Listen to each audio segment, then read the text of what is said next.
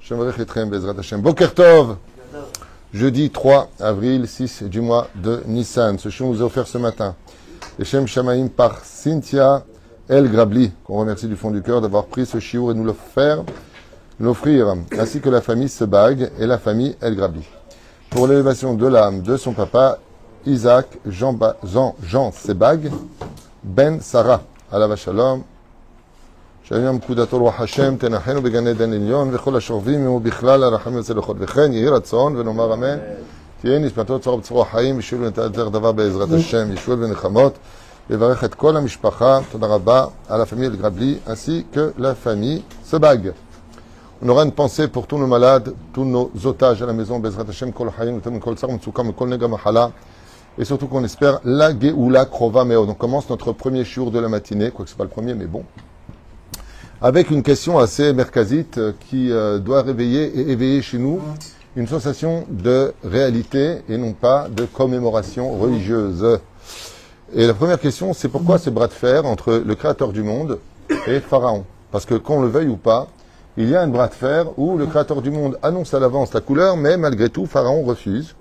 Et on voit que Pharaon, en fin de compte, resterait vivant, selon Rabbi Eliezer, dans Pirkei de Rabbi Eliezer, pour devenir par la suite le roi de Nineveh. Alors c'est très intéressant d'essayer de comprendre pourquoi dans la Gadat Pessah, pourquoi dans l'histoire, dans les péripéties de ces 4 parachiotes qui vont donner naissance au peuple d'Israël, il y a un personnage central face à Dieu. Je vous avais posé la question la dernière fois, qui est le personnage central de la Gadat Pessah? Et la réponse est simple, ce n'est pas les enfants d'Israël. Les enfants d'Israël sont bizarrement mis de côté et même évincés de cette histoire au point d'en éliminer 80% pendant la plaie d'Égypte, la 9e plaie d'Égypte, 20% sortent, et quand est-ce qu'on voit les enfants d'Israël vraiment, pendant ces 3 parachiotes, intervenir?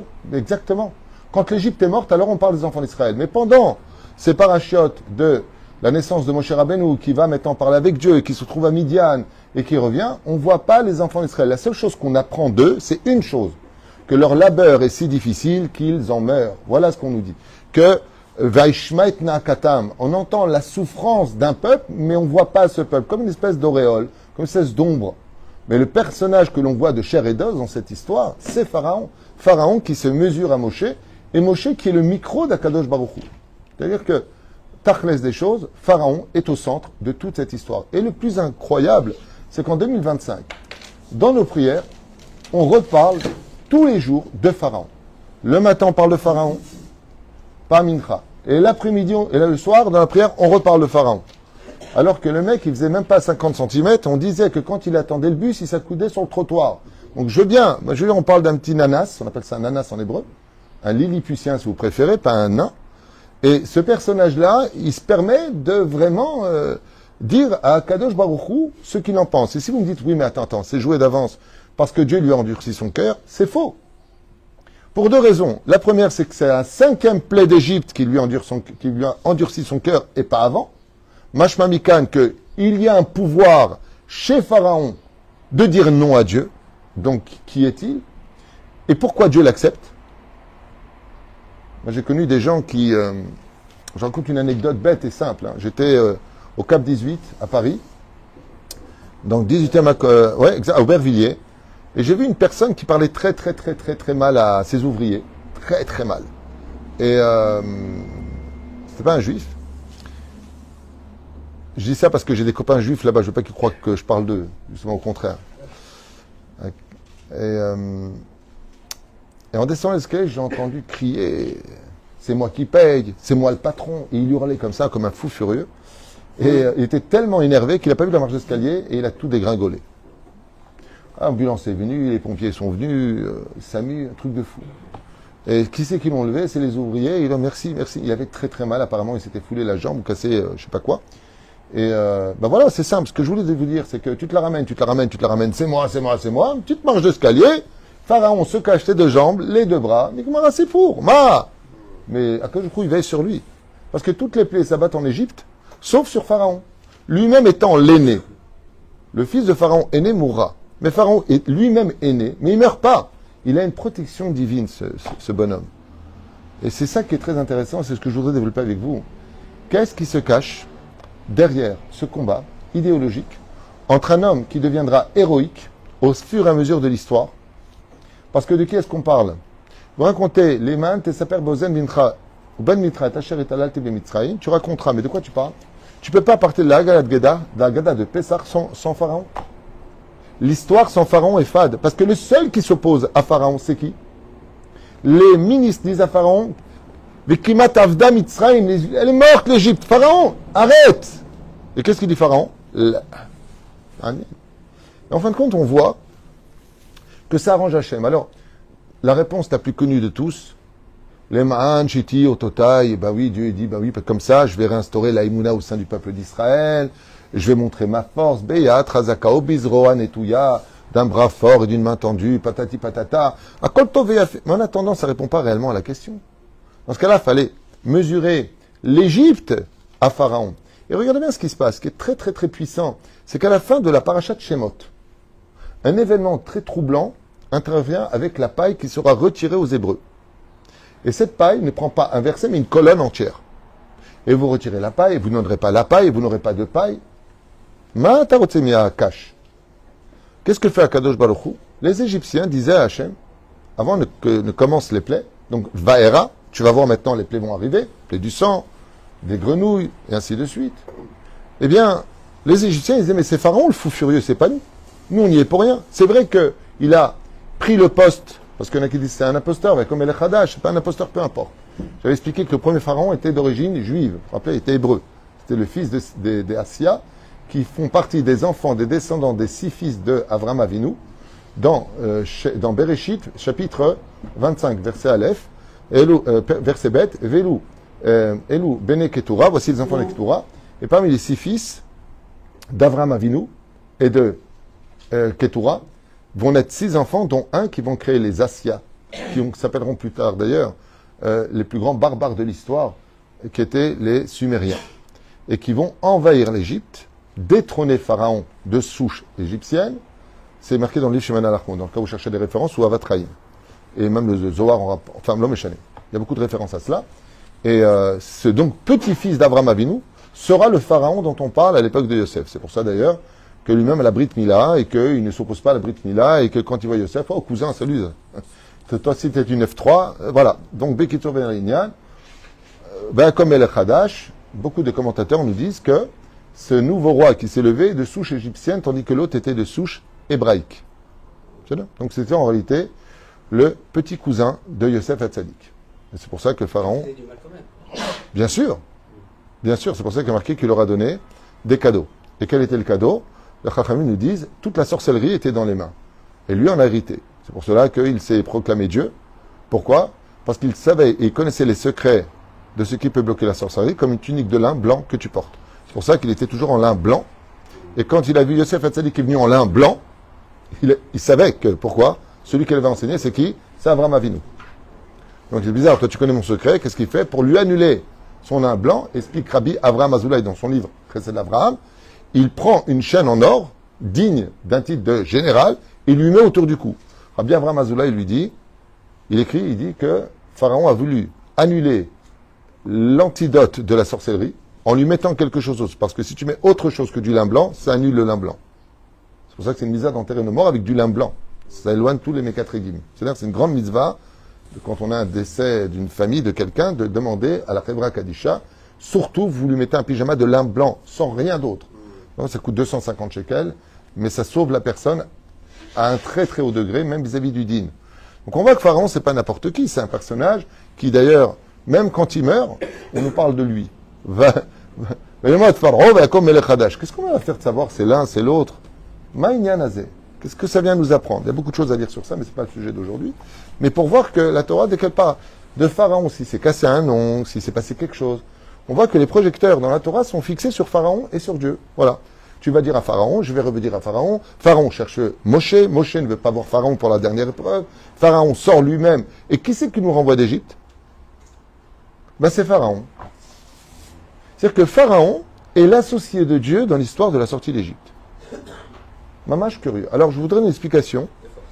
Hein? De force. En plus, non mais comme si que la plume avec laquelle le Créateur du monde veut faire sortir les enfants d'Israël, c'est Pharaon. Alors pour illustrer ça, on va rentrer dans quelque chose qui est malheureusement pas très connu. mais qui mérite toute notre attention pour la simple et bonne raison, c'est que on le vit tous les jours. C'est-à-dire que des fois, on sera obligé de passer par des événements tragiques pour atteindre un chesed empreint de justice. Alors je vais m'expliquer clairement. Vous savez que le créateur du monde, il est un peu entre le marteau et l'enclume dans sa création. C'est-à-dire que l'idéologie première de Dieu était de créer le monde selon la justice. Pas de place pour les mécréants, pas de place pour l'erreur. Pas de place pour l'erreur. T'as beau dire ce que tu veux, vous pouvez le vivre de façon générale. La police est indigne de justice. Ils sont là pour faire la justice. Ouais. Monsieur, vous avez un feu rouge. Écoutez, je vais avoir le permis, j'ai pas vu le feu rouge. Est-ce que ça passe? J'ai pas vu le feu rouge, je m'excuse. Est-ce que ça passe? Ça peut. Non. Je sais pas dans quel pays tu vis, mais alors chez nous, non. Ah, pas du tout. Oui, c'est très bien. Ben, Mazel Tov, vous n'avez plus de permis. Voilà. Non. En plus, c'est très très dur ici. Un match très très dur. Et au bout de 38 ans, je peux te le dire. Ça plaisante pas. Il n'y a pas d'excuse. Bereshit bara Elokim et Hashem et Haaretz. Comment il faut lire cette phrase?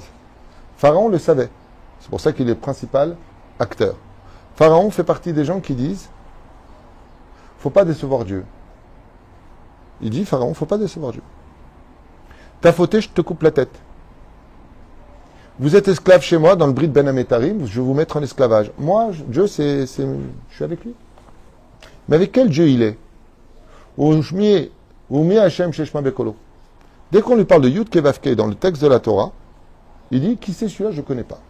C'est pas qu'il ne le connaît pas, c'est qu'il ne veut pas entendre parler de lui. Parce qu'il reste dans une idéologie de création du monde par l'idéologie divine. C'est-à-dire que le monde doit être géré par Midat Hadin. Ça veut dire que si Pharaon était présent à l'époque des Tanaïm, il aurait dit, d'ailleurs il était présent réincarné d'ailleurs, pas le méchané, c'est pas le but, mais il aurait dit Alacha Keshamay, Alacha Keshmoel. Dès que c'est dur, Pharaon il dit il faut y aller dur. Et c'est pour ça que le verset de nos Chachamim nous dit que l'homme est emmené là où il veut aller. Donc comme tu es dur, je vais être dur. Puisque c'est ce que tu veux avoir un cœur dur, je vais t'endurcir. Voilà que les plans vont changer. À partir de quel personnage les plans changent depuis la création du monde, je parle, dans Bereshit. La création de l'homme, d'un coup, Bayas Hashem Elohim. Rashi dit, Dieu a créé l'attribut de miséricorde parce que l'homme était faible. Pharaon dit, moi je veux pas être faible. Moi je veux pas être faible. Je suis goy, j'ai cette loi à respecter. Je ne respecte pas. Pourquoi? Tu ne respectes pas, tu vas au Gehinam. J'accepte. Pharaon n'a pas de problème de savoir qu'il va au Gehinam. Pharaon il dit, quand tu joues, tu perds. Eh ben je perds. Quand je gagne, je gagne. Donc déjà, il dit à Dieu, je ne suis pas d'accord. Pourquoi? Parce qu'il y a 210 ans qui viennent d'arriver, ils sont là pour combien de temps, rappelez-moi? 400 ans, on est bien d'accord? Il manque ça 90 ans. De quel droit tu viens les déranger dans leur labeur? Moi, dit Pharaon à Moshe, je suis mieux que toi. Toi, tu viens au nom de la pitié. Dieu a la pitié d'eux. Mais moi, je suis prêt à vivre selon la justice. Quand il y avait marqué dans la Torah, si tu manges du fruit interdit du Hetzadat, qui était l'Égypte, tu meurs. J'accepte de mourir. J'accepte mon sort. C'est pour ça que le Pharaon ne se plaint pas des plaies. Il dit tout simplement que les plaies mènent à la destruction du monde. Et donc que la Midat Hadin doit être empreinte d'une remise en question et non pas de pitié. C'est pour ça que Pharaon n'a pas de pitié, même pour les Bechorot, tout le monde se bat. Les Bechorim de l'Égypte, sur le Shabbat Hagadol, le 10 du mois de Nissan, ont sorti des épées et ont tué leurs propres parents ce jour-là. Pharaon, t'as pas de pitié pour eux. Akadosh Baruch Hu va piéger toute l'Égypte avec la paille. Pourquoi? Parce que les Égyptiens disaient, Pharaon est cruel, Pharaon il veut vivre sur Midat Hadin. Non, on ne veut pas ça spécialement. Vous voyez? Vous n'êtes pas antisémite? Vous n'êtes pas anti-hébreu? Non, on n'a rien à voir avec ça. Qu'est-ce que fait Hachem? Il les piège. Il va créer la révolte du printemps, si vous vous rappelez bien. Pour ceux qui ne savent pas, vous vous rappelez comment s'appelle le nom, rappelle-moi? Le printemps arabe. Vous vous rappelez de ça? La Syrie se soulève, le Liban se soulève, l'Égypte se soulève. Hein, Moubarak, pas Moubarak, si Moubarak, est destitué, il est mis en prison. Pourquoi? Ils en ont marre de cette dictature qui a empêché le social de s'occuper de tout le monde. C'est-à-dire que il y avait une espèce de, au nom de la démocratie, ou plutôt au nom de la dictature, aujourd'hui c'est presque pareil, cette différence sociale a eu un ras-le-bol, ce qui est peut-être légitime. Vous vous rappelez qu'en Tunisie, ça a été un tel bouleversement qu'ils avaient trouvé 500 millions d'euros dans les appartements du président à l'époque en Tunisie. Je vous rappelez de ça? Non, pas Bourguiba. Bourguiba, c'est bien avant. Ben Ali. C'est un Ashkenaz qui se mêle. Franchement, si on parle de Tunisie, si tu me parles de Bourguiba, d'où tu connais Bourguiba? Ah, mais elle serait une gifle avec son pied. Et est-ce que vous vous rappelez des cris dans les rues de Tunisie, dans les rues de l'Égypte, en Syrie, en Libye? Vous en renversez justement en Libye. Vous vous rappelez? En Libye. Shimon. Kadhafi. Vous vous rappelez? Mais qu'est-ce qui criait dans les rues?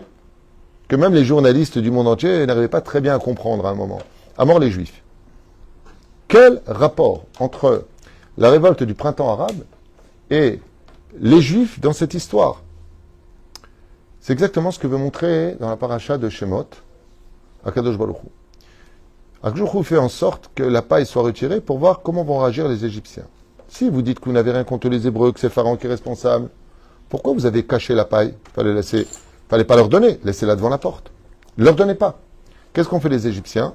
Ils les ont détruites et ont emmené leur paille dans la forêt là où il y avait des animaux nuisibles.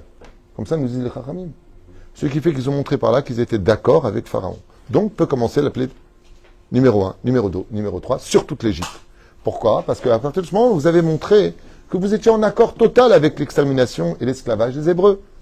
Ainsi donc, vous ne pouvez pas dire que nous sommes innocents parce qu'on avait un débile qui nous dirigeait, mais que vous-même, quand vous avez eu l'occasion de ne pas vous mêler, c'est-à-dire, donnez pas de paille, je donne pas de paille, mais je la mets devant la porte. Les Hébreux, ainsi donc, en sortant de Goshen, pouvaient ramasser la paille dans les rues d'Égypte. Ils n'en trouvèrent pas. Ils n'en trouvèrent pas parce que les Égyptiens les ont envoyés là où il y avait de la mort. Machmamikan qui se sont associés à l'extermination du peuple d'Israël. Ken. Vraiment, Paro se sentait associé d'Hachem sous la facette d'Hachem Din, quand il a dit « je suis mieux que toi, Moshe ». Réellement, il le pensait, se sentait associé d'Hachem, il agissait entre guillemets l'Hachem Shamaïm sur cet aspect presque, non, c'est très fourbe. Oui. Mais c'est très fourbe. Paro, c'est le Satan. Ça veut dire que faut savoir qu'il a utilisé toute la Sitra Hara pour lui-même. C'est-à-dire que nos Mekoubalim nous expliquent que Pharaon mettait les tefilines tous les jours. Seulement les tefilines qu'il mettait, c'était ceux du Gehinam. C'est pour cela qu'il mettait la tête, c'était une couronne avec un serpent cobra, et il mettait les tefilines avec, ici, la même chose, un autre cobra au niveau du bras gauche, qui faisait 7 tours. Vous les retrouverez d'ailleurs dans les musées, comment s'habillait Pharaon, okay? De par lui-même. La cape de Pharaon était, cette espèce de tunique qu'il avait, était en guise de talit. C'est-à-dire qu'il utilisait toutes les forces du mal face aux forces du bien. Et c'est pour cela que quand vous regardez bien le texte de la Torah, Ki kamocha ke paro, car toi, tu es comme Pharaon. Ne lis pas le mot kamocha. Kamocha, c'est Gematria 86. Ça vous dit rien? Elohim. Car toi, tu es comme Elohim. Ça veut dire que tu te prends pour un Dieu. Et en quoi il se prenait pour un Dieu? C'est de se vanter face à Israël, de dire, moi, je suis capable de vivre selon la Midat Hadin sans faire teshuva. Je n'ai pas besoin de la teshuva. Donc, Pharaon va en subir les conséquences. Il va dire, stop, c'est bon. Qui ani ve'amir eshaim. Ah, tiens donc, tu as besoin de la Midat HaChesed. Ça veut dire qu'Akadosh Baruch Hu va lui montrer à Pharaon que s'il n'avait pas créé la tribu de miséricorde, eh bien, le monde ne pourrait pas tenir, y compris lui dans son idéologie où tout était basé sur Midat Hadin. C'est pas pour rien d'ailleurs que de là-bas sortira plus tard une religion qui s'appelle Din. C'est pas évident. C'est quoi Din? Religion en arabe. Comment tu dis le mot religion en arabe? Din. C'est là? Okay. Et cette religion s'appelle Islam, qui veut dire scindé. C'est pour ça que quand tu prends l'étymologie du mot Islam, et que tu le mets en hébreu, ça devient le mot anti-paix. Comment tu dis paix en arabe? On n'a pas le temps. Salem. Et comment tu dis négation en hébreu? Efshar, I-Efshar. Mets le I devant Salem. Islam. Chazak ou Baruch. C'est pour cela que l'islam ne permet pas la teshuva. T'as volé, on te coupe la main. T'as pris une femme, on te coupe la gorge. T'as fait ceci, on te coupe. Pourquoi on te coupe? Pourquoi il n'y a pas cette notion de je regrette, je fais teshuva? Pourquoi? Parce que l'islam se veut de vivre selon Midat Hadin. C'est pour ça que ça s'appelle Din. C'est là. Kipshuto. Donc c'est Isalem, anti-paix. C'est pas la peine de chercher à faire la paix, ça marche pas. C'est là. Asbon Arzorksat Linyanenu, qui sont très intéressants pour ce premier cours, c'est cette idéologie. C'est que l'erreur de Pharaon, de penser que lui-même pouvait vivre selon Midat Hadin, il va le payer très cher. Puisqu'on voit que ça y est, il commence à faire dans sa couche, il commence à pleurer, allô maman bobo, Aser et Mavet Azot, retire cette mort de mon pays, tout est remis en question chez lui et il fait appel à la miséricorde de Dieu. Quand il fait appel à la miséricorde de Dieu, il se disqualifie par rapport à Israël. Pourquoi? Parce que ce que voulait Pharaon, c'est être le leader du monde. On vient lui apprendre qu'il y a un autre peuple qui est le leader du monde. Et ça ne le fait pas. Comment ça, il y a le leader? Je suis déjà le leader. Il y a déjà moi. Je suis le leader du monde. Vous voyez que cette idéologie continue jusqu'à aujourd'hui. La Chine n'a pour discours en 2025 que de devenir le nouveau leader militaire et monétaire mondial. Il y a une course à qui sera le leader du monde. C'est quand même très impressionnant de vivre en 2025, dans les temps les plus modernes de l'histoire, ce que la Torah nous apprend il y a 3600 ans en arrière. C'est quand même incroyable. Et donc, Akadosh Baruch Hu va disqualifier Pharaon, le poussant à crier « Pitié, pitié, pitié ». Ah, pitié. Donc tu acceptes de connaître Yudke Vavke. Et c'est pour cela que Chazal nous dit qu'à la fin, quand Pharaon rentrera dans l'eau, l'eau représente Midat HaChesed ou Midat Hadin? Oui. L'eau, c'est Chesed. Mais est-ce que l'eau, elle est eau ou elle devient dure, comme des glaçons? C'est marqué. Kemo Aven. Kemo Aven. Ça veut dire quoi, Kemo Aven? Comme des pierres. La pierre, c'est Midat Hadin ou Midat HaChesed? C'est Midat Hadin. Dieu va transformer le Chesed en Midat Hadin. Puisque tu voulais tellement avoir à faire Midat Hadin, alors je vais vous juger en tant que tel. Et ainsi donc, au lieu d'être plongés dans de l'eau où ils auraient pu nager et revenir sur le rivage, ils vont être fracassés comme deux marteaux qui vont les écraser l'un contre l'autre, à l'image de Midat Hadin, ce qu'on appelle Skila. C'est là, ils vont vivre. Qui? Sauf Pharaon. Pourquoi? Pourquoi? Parce que Pharaon va créer une phrase.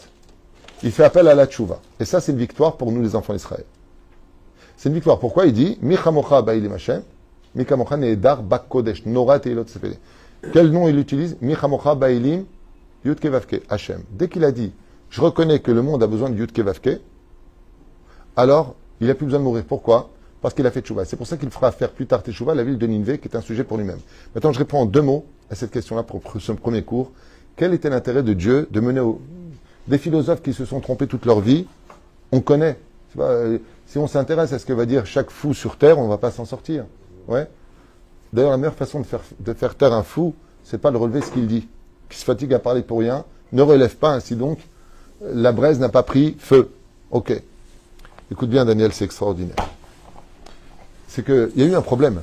C'est que Pharaon a dit à Dieu, je suis désolé, mais si tu veux être Midat HaChesed, tu ne peux pas être sans Midat Hadin. Pourquoi? L'un ne va pas sans l'autre. Chez Neymar, Adonai hu Elohim. Hashem ou Elohim. Donc si Hashem ou Elohim, il n'y a pas de Elohim sans Hashem. Et il n'y a pas de Hashem sans Elohim. Donc, Mitztaer Meod, les enfants d'Israël ne peuvent pas sortir. Quand le Beddin d'en haut s'est réuni pour la sortie des enfants d'Israël, le Beddin dans le Sanhédrin, Daniel, tu sais ce qui s'est passé? Ils ont donné raison à Dieu ou à Pharaon? Contre toute attente? À Pharaon. C'est-à-dire que même quand les enfants d'Israël, Chazal nous disent que Dieu a dû fermer le Beddin d'en haut, à la sortie d'Égypte, qu'est-ce qu'ont crié les anges accusateurs? Elou Ovda Vodazara. Velou Ovda Vodazara. Qu'est-ce qu'a fait Hachem? Pour calmer la Midat Hadin, il a dû tuer 80% des Hébreux dans la plaide de l'obscurité. Pourquoi? Parce qu'ils étaient Réchaïm. Il dit donc en fin de compte, tu as effacé Elohim, Midat Hadin, pour laisser Midat HaChesed. Donc maintenant, grâce à ta sortie d'Égypte, on peut faire ce qu'on veut, c'est bien ça. Akadosh Baruch Hu dit non, pas du tout. La Teshuvah est un joker dans le cas où tu tombes. Mais ce n'est pas l'idéologie. Il ne va pas fauter en disant je ferai Teshuvah. Donc ça change tout. C'est pour ça que la Midat Hadin a dû frapper les 80%. Pourquoi? Pour justifier que les 20% demandent la Teshuvah. Mais quand ils sont arrivés, Baal Tzafon, devant la grande idole d'Égypte, le Beddin s'est réuni. Ils ont dit, mais excuse-moi, quelle différence entre les Égyptiens et les Hébreux? Et les textes nous disent, il n'y en a pas. Il n'y a pas de différence. Ils font les deux de la Vodazara. Donc le Créateur du monde a dû déplacer le problème. C'est une manipulation hors du commun au sein de la justice divine. Je m'explique et je finis avec ça. Magnifique.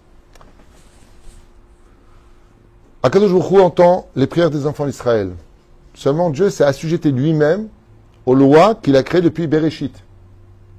Depuis Maaseh Bereshit, il a créé des lois. Lui-même, il dit, maintenant, moi-même, tout comme j'ai dit à l'homme les tefilin, je mets les tefilin. Shomer Shabbat, je suis Shomer Shabbat.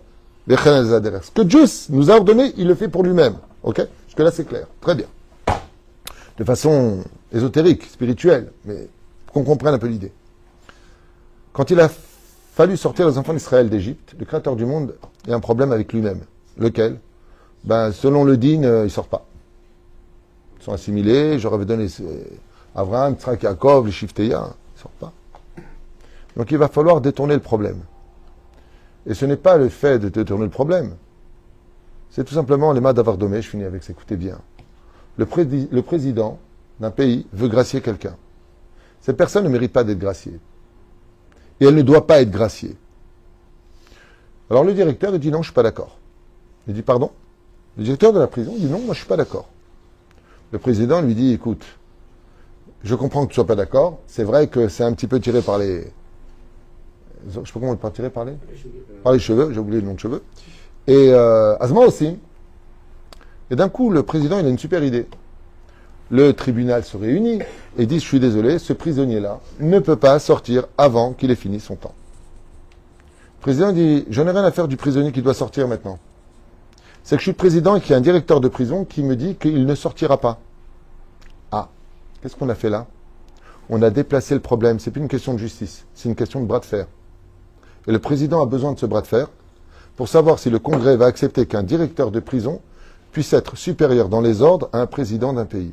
C'est exactement ce que fait Akadosh Baruch Hu. Il dit, bon, très bien, selon la justice, l'enfant d'Israël ne mérite pas encore de sortir d'Égypte. Alors, la preuve en est. La preuve en est. Qu'est-ce qu'a dit Pharaon? Pourquoi tu déranges ce peuple? Tu veux qu'ils aillent après en Babylonie, en Perse, en Grèce, à Édom? Laissez finir ici, il n'y aura plus de galoute. Et il n'avait pas tort. Parce qu'après l'Égypte, on a eu 4 galouillottes difficiles. Parce qu'on n'avait pas fini notre temps. Seulement, le directeur, il dit, non, non, ils sortent pas. Moi, j'ai dit qu'ils sortent pas, c'est ma prison, je fais ce que je veux. Et là, le président lui dit, oui, d'accord, c'est peut-être ta prison, mais c'est moi qui dirige tout le pays, y compris ta prison. Donc maintenant qu'il y a un bras de fer entre le directeur et le président, le Sénat se réunit à savoir qui a le monopole dans les droits et les ordres. Et en fin de compte, le Sénat a dit, bon, on oublie le prisonnier, on oublie Israël, le dernier mot, ce sera Dieu qui l'aura, le président. Pourquoi? Parce que maintenant, on a déplacé le problème au niveau d'un bras de fer qui n'a plus rien à voir avec le sujet. Akadosh Baruch Hu, il a évité la midatadine, il a évité le conflit, à savoir est-ce qu'il devait sortir ou pas sortir. Pourquoi? Parce que lui-même se doit d'obéir à ses propres règles dans la vie. Et donc, il n'a pas trouvé un meilleur pigeon que Pharaon, qui se l'est ramené en disant aux anges, au Sanhédrin d'en haut, et Pharaon, il a raison, ils n'ont pas fini leur labeur, ils se sont assimilés. Il dit donc, ça veut dire que Pharaon, quand il dit quelque chose face à moi, le roi des rois, c'est lui qui l'emporte. Et là, le Bédine s'est tu. Maintenant, c'est plus un problème de est-ce qu'Israël mérite ou pas de sortir, est-ce qu'on a fini ou pas la galoute. C'est de savoir si les anges défendraient l'honneur du président, le roi des rois, ou est-ce qu'ils écouteraient un petit nanas de rien du tout, qui a servi de cure-dent dans toute l'histoire pour Akadosh Baruch Hu en disant c'est justement ton opposition au fait qu'ils ne sortent pas d'Égypte au nom de la justice qui a remis en question notre bras de fer. Et même les anges accusateurs se sont mis de mon côté, car c'est mon honneur personnel qui a été mis face à la parole que j'ai donnée. J'ai dit qu'ils sortent, t'as dit qu'ils ne sortent pas. On verra qui de nous aura le dernier mot. Baruch Adonai l'olam, amen.